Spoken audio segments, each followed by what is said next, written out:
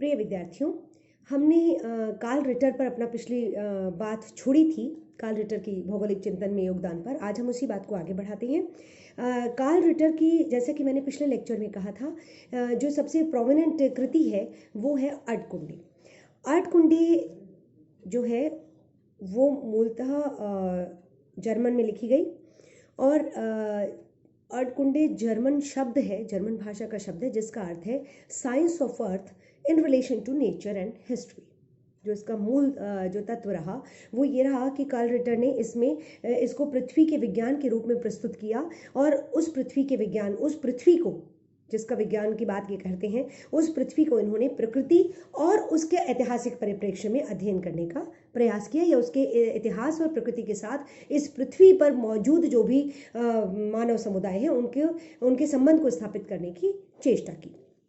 Ritter के अनुसार पृथ्वी और उसके निवासी एक अत्यंत घनिष्ठ संबंध में परस्पर जुड़े हुए रहते हैं और एक दूसरे के बिना इन्हें स्वतंत्रता से अभिव्यक्त नहीं किया जा सकता। ये स्वयं को अभिव्यक्त नहीं कर सकते, इनकी कोई पहचान नहीं है, इनका कोई अस्तित्व नहीं है अगर इन्हें एक दूसरे से जोड़कर ना देखा जाए तो। इसी कारण इतिहास और भूगोल सदैव अभिन्न है, इन्होंने अभिन्न माना है और हम बहुत बार पढ़ते भी हैं कि history and geography are twins, हम इनको जुड़वा मानते हैं और ये समय समय पर विभिन्न भूगोलवेताओं ने इस बात का समर्थन किया है।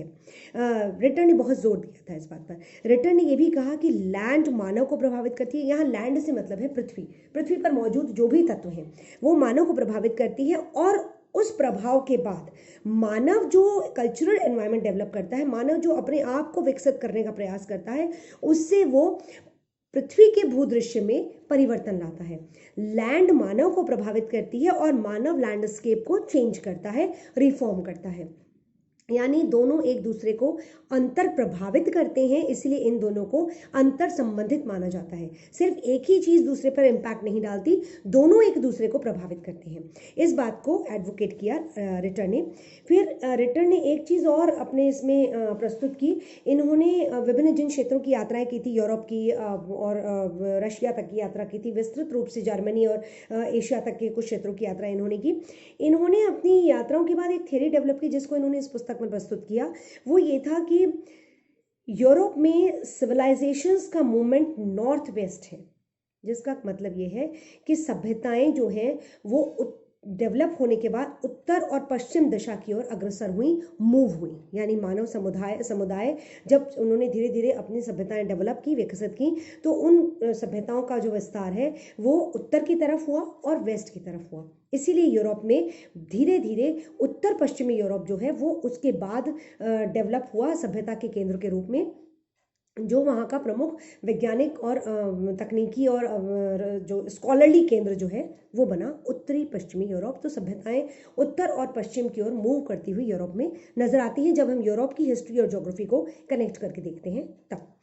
फिर एक बात और इन्होंने कही, इन्होंने अर्धकुंडी के जो में टोटल 19 वॉल्यूम थे, लेकिन और प्रथम 2 वॉल्यूम जो थे वो स्टडी ऑफ हिस्ट्री को समर्पित थे, इतिहास के अध्ययन को समर्पित थे। और एक अजीब बात, या ये कहना चाहिए कि एक लैक मिलता है, जो एक कमी मिलती है इस अर्धकुंडी में, वो ये है कि इतनी लंबी, इतने वॉल्यूम्स की पुस्तक होने के बावजूद अधिकांशतः एशिया और अफ्रीका के अध्ययन उसमें मिलते हैं। एशिया का भी आंशिक अध्ययन ही मिलता है, संपूर्ण एशिया नहीं कवर कर पाएंगे। अफ्रीका का अध्ययन मिलता है, यूरोप का कुछ मिलता है, लेकिन बहुत ज़्यादा संपूर्ण वर्ल्ड ज्योग्राफी को ये उसमें समाहित नहीं कर पाए। हमने पिछले लेक्चर में बात की थी कि वर्ल्ड ज्योग्राफी में जब इन्होंने अर्थ एज अ होल अध्ययन किया तो इन्होंने विभिन्न कॉन्टिनेंट्स की बात की, वो सब किया, लेकिन अगर हम विस्तृत रीजनल स्टडी की बात करें कि इन्होंने विस्तार से किसी महाद्वीप को व्याख्यायित किया हो, विवरण दिया हो उसका, ऐसा नहीं मिलता है। एशिया और अफ्रीका का ही विवरण अधिकांशतः इसमें देखने को मिलता है।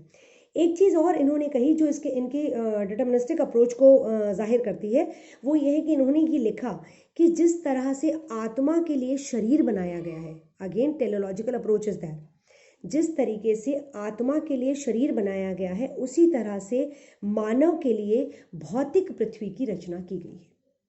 भौतिक पृथ्वी के बिना मानव कुछ नहीं है। जैसा भौतिक पर्यावरण पृथ्वी उसको पर्यावरण देती है, उसको परिस्थितियां देती है, उन आधारों पर ही मानव अपने पर्यावरण का विकास करता है, अपने कल्चरल लैंडस्केप का विकास करता है, अपनी सभ्यता का